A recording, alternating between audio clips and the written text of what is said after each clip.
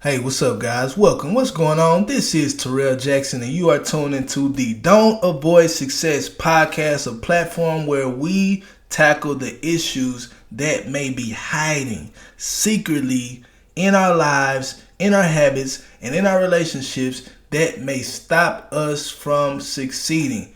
In other words, we're here to combat stagnancy, being stuck, and having a fear of failure. With that being said, today we're talking about make mistakes make sense. Make mistakes make sense. We're delving into this topic that might make some of you uncomfortable. It's mistakes. We're going to explore this idea. We're going to talk about these errors. We're going to talk about the failures and the missteps. And we'll talk about how they can actually be powerful tools for success. And then we're going to discuss why it's important to embrace mistakes as valuable learning experiences.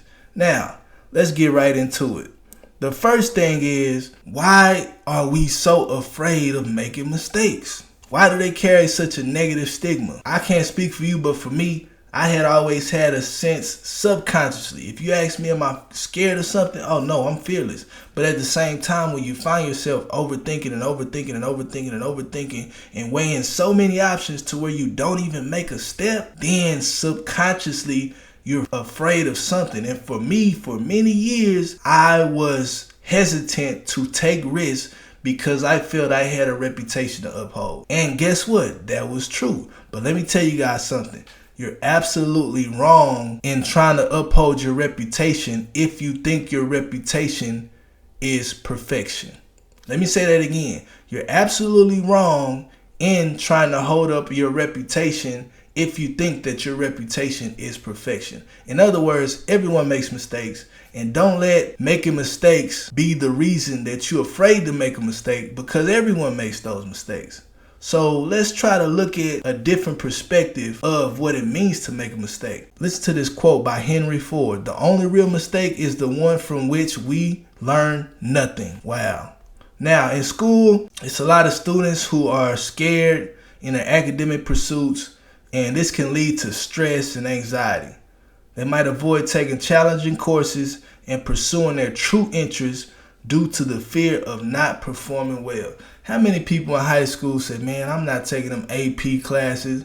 I'm not into gifted and talented. I don't do math. I don't do science. Nah, man, I don't do that. But how many times did you actually take that course and give your all, email the teacher, sit on the front row every day and put forth your greatest effort and then fail? See what I'm saying? The difference between fear of failure and actually failing is you have to commend the people who actually tried and failed, because even if they didn't succeed, they got the lesson out of it. And so a lot of times we've been indoctrinated into a mindset that makes us think that we're excluded from certain experiences. And if you're where I'm from, if you can relate to what I'm saying, then you understand that a lot of that was passed on and conditioned. A lot of those are what I call illusions. ILLUSIONS.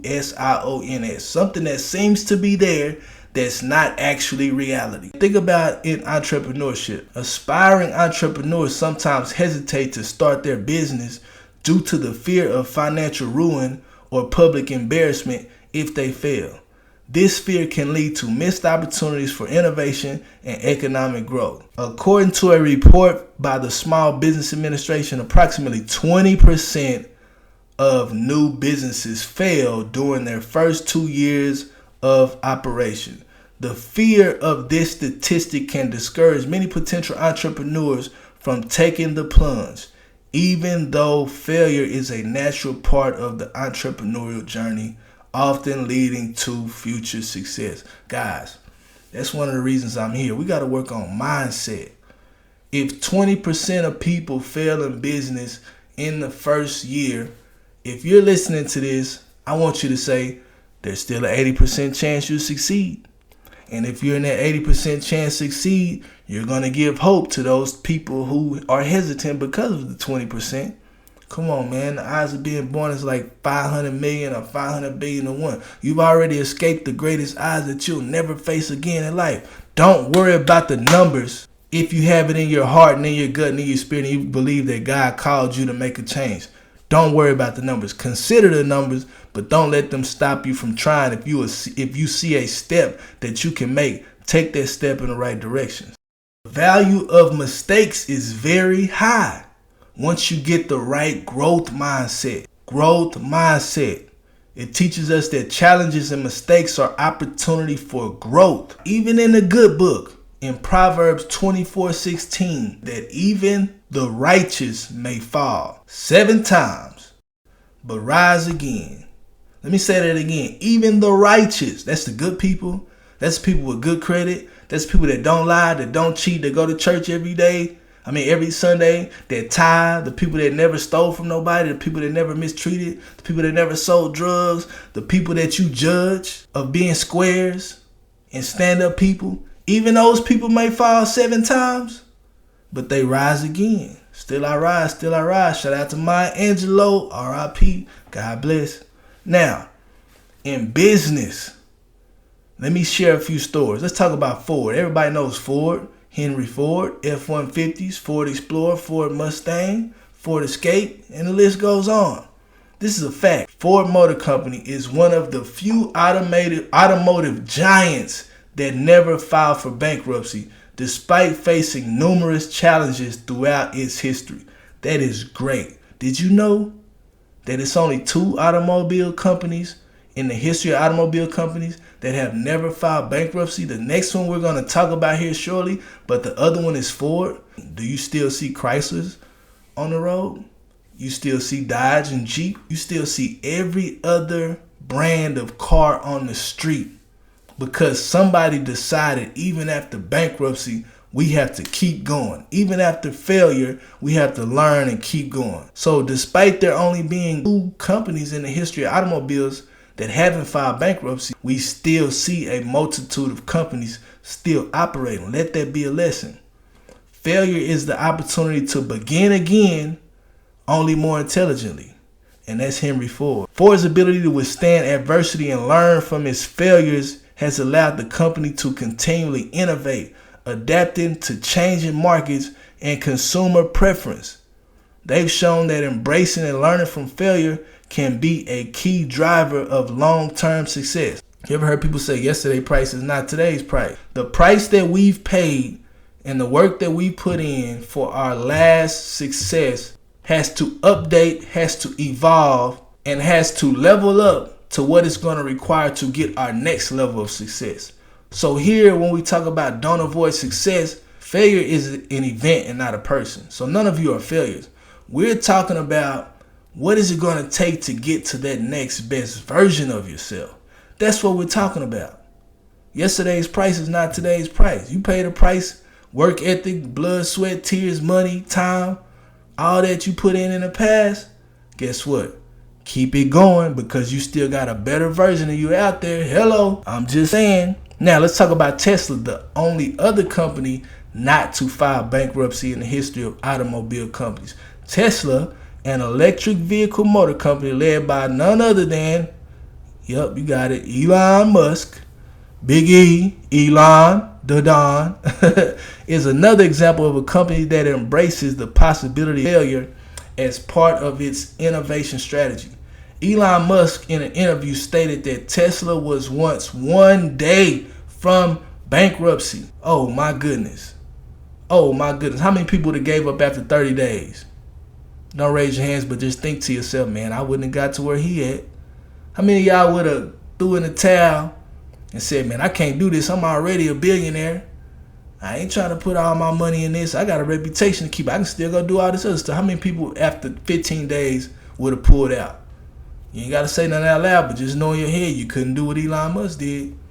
How many of you would have pulled out after 4 days, 3 days, 2 days? This man, meaning all of the expenses in his whole budget that was projected to last X amount of days, they were down to their last money. You know, like we say, I was down to my last piece of money. Now, understand this quote. Failure is an option here. If things are not failing, you are not innovating enough. That's Elon Musk. If things are not failing, you're not innovating enough. So ask yourself, when the last time you attempted and failed something? Think about the greatest shooters, they like Steph Curry right now. Steph Curry. How good do you think he'll continue to be if he can't remember the last time he missed a shot? That means he ain't putting up enough shots, because everybody misses shots. Come on, man. But we got it though here. We got it here. We got it here. Let's keep it rolling.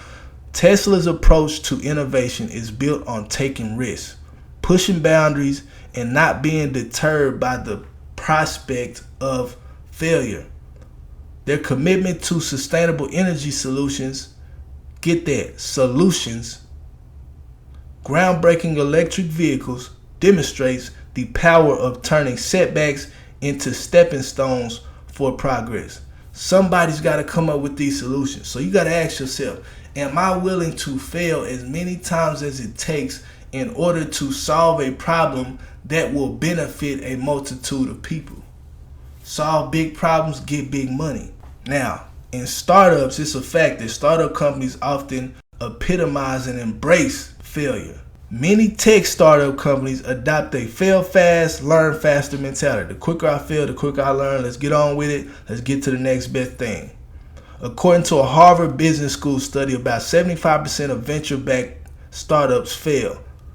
However, this doesn't discourage new entrepreneurs. Instead, it fuels their determination to create the next big thing. Think about this. We just talked about how 20% of new businesses fail within the first 2 years.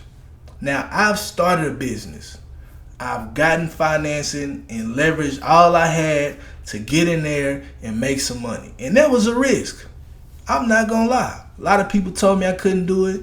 I had a lot of doubts and I had a lot of sleepless nights, to be honest. I researched, but I ultimately did it and I succeeded. And it took some gusto. I made 6 figures multiple times over. If I ignored the 20% and I got the multiple 6 figures, these people who are venture capitalists giving these new entrepreneur startups a chance, knowing that 75% of venture-backed startups fail, it's no wonder they're making the millions and millions and millions.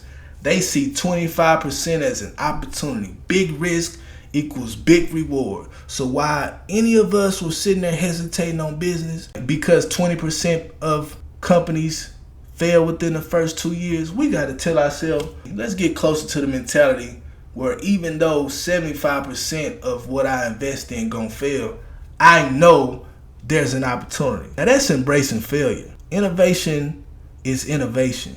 Risk-taking is risk-taking. There is no innovation without risk-taking. And that's that. And in our spiritual journey towards success, it's crucial to recognize that failure isn't the end, but often a new beginning. Embracing failure with the mindset of learning and an adaptation can lead to incredible innovations and growth. Not just in the business world, but in our personal lives as well. Think about what that does for your spirit, for your confidence, for your relationships, for your gusto, your swag, and your drip. When you have taken a chance on yourself, you went against the odds, you prayed about it, you heard from God, and even though what you heard from God was a yes, and everybody else telling you no, and you continue to go forward and continue to go forward, just like Noah. You built that ark, even though everybody calling you crazy and laughing at you. It's never rained before, and you spending time building your ark. How did Moses feel when it started raining, bro? How you gonna feel when you succeed and get to the other end of that failure, knowing what you put in, knowing the work you put in, knowing the sleepless nights, the blood, sweat, and tears? Think about it. It's bigger than money. It's bigger than money. That story is going to echo. My story is going to echo down the line of my lineage for generations and generations. You know, daddy, you know, grandfather, you know, great-grandfather, you know, great-great, you know, you had an ancestor who did XYZ, and that's why we're able to XYZ today. Come on, man. It's bigger than the money. Put it in your spirit that you're going to do everything that it takes as you tune into this podcast, as you get yourself other resources, as you go and hopefully you purchase my book and continue with us on this journey, because we're going somewhere. Trust me on this. We are going somewhere. This is going to be a community that's built, and it's going to do something not only for our mentality, but for our spirits and our pockets. But it's deeper than money, man. I'm trying to tell you. So let me give you some practical steps. Number 1, embrace a growth mindset. Shift your perspective from a fixed mindset where failures are seen as proof of limitations to a growth mindset that views mistakes as opportunities for growth and learning. Ah, man, I knew that was going to happen. No, I don't think like that. Just think about why it happened and what you can do better next time. Now, another thing you can do is analyze and learn. Take a systematic approach to dissect your mistakes, understanding what went wrong and how you can avoid those errors in the future. If anybody read a book by the trainer who trained Michael Jordan, Kobe Bryant, and D. Wade, he talked about how he was so precise. Not only did he know how many shots were taken and missed, but he broke down to those players, his clients, why the shot was missed. And that's a systematic approach to dissecting mistakes. You got to know why something went wrong so that you can avoid that in the future. Get a system. Get a system. If you're trying to lose weight and your weight's creeping up, start to write down, okay, what am I eating? What do I need to move around? What time am I going to sleep? What time am I eating? How often do I eat? What am I drinking? Do I need to just let go of the sodas or let go of the juice, only drink water? Do I not drink water and do I not drink juice but I'm drinking too many alcohol? If I'm drinking alcohol, do I need to just take one shot and let it be instead of mixing? I mean, you got to break down. You have a goal. Get a systematic approach to the why you're failing so that you can absolutely understand what to improve on. And that's how you go back and help others. Trust me, you guys are going to see systems that I'm developing that are going to help you get to your next level because I was so adamant about understanding why I was stuck in the situations that I was in for so long, being who I am, meaning being who God created me and having the ability to get well. Another thing is set achievable goals. Now, for some of y'all, you setting goals that other people are going to say is unrealistic. That's okay. For some of y'all setting goals that people are going to say, oh, that's practical. Don't set your goals based on other people's achievements. But when you do set a goal, no matter how big it is, make sure you break it down to knowing what you are going to do today to get you there, day by day, even hour by hour. Some of y'all is going to be minute by minute. But you have to set achievable goals so that you can develop a strategy to establish the steps and break down the goals into smaller manageable tasks and set specific deadlines so that you can celebrate those small victories on your way to that big success. That's the main reason why you break it down, because when you set a goal, I'm telling you, it gets so tough and the road can get so tough, especially if you are the first in something. You want to be the first to break a generational curse in your family. You want to be the first to be wealthy. You want to be the first to hold that marriage together. You want to be the first to be sober. You want to be the first to break away from the status quo. You want to be the first to live in another country, start a business, start a nonprofit organization. You want to be the first to be in your religion and be in high ranks and high discipline. You want to be the first to something. That road gets tough. That road gets tough. And since that road gets tough, and I'm speaking to you from experience, if you don't break down small tags, then you can't celebrate small victories, and it's going to make a tough road seemingly impossible. So do yourself a favor and don't think of them like goals and small tasks. Oh, I got to do this. Think about I'm scheduling my small wins. Think about this. There's so many sports out there and you're trying to fight against another team to get something done. Imagine that when you have a goal, you can put things on your list to do. And as long as you do them, it's a win. That's like getting a participation trophy, but it's a championship trophy. As long as you set those small goals, think about it like, okay, I'm scheduling my wins. All right. I'm scheduling my wins. I'm going to win at getting up at this time. I'm going to win at doing this on Tuesdays and Thursdays. I'm going to win at taking time out to be with my family at this time. I'm going to win at cutting my phone off at this time. I'm going to win at making these calls at this time. I'm going to win at this. I'm going to win at that. Don't look at this small task and goals and I got to do this. Look at it as scheduled wins on a small level on the way to your big victory. Think about this quote. Success is not final. Failure is not fatal. It is the courage to continue that counts. That's Winston Churchill. Now let's recap this. So number 1, embrace a growth mindset. Number 2, analyze and learn. Number 3, set achievable goals. Number 4, companies embrace failure. Number 5, trust the process. Number 6, spiritual perspective. Trust in a higher purpose and a spiritual guidance as you navigate your path through life's challenges. All right, guys, I'm going to encourage you to embrace your mistakes, learn from them, and put this knowledge you learned today into actions. With that being said, thank you for joining me on this podcast episode of Don't Avoid Success. The mistakes you make today might be stepping stones to your success tomorrow. Stay inspired, stay motivated, and most importantly, keep progressing. Thank you guys for tuning in. I'm the host, Terrell Jackson.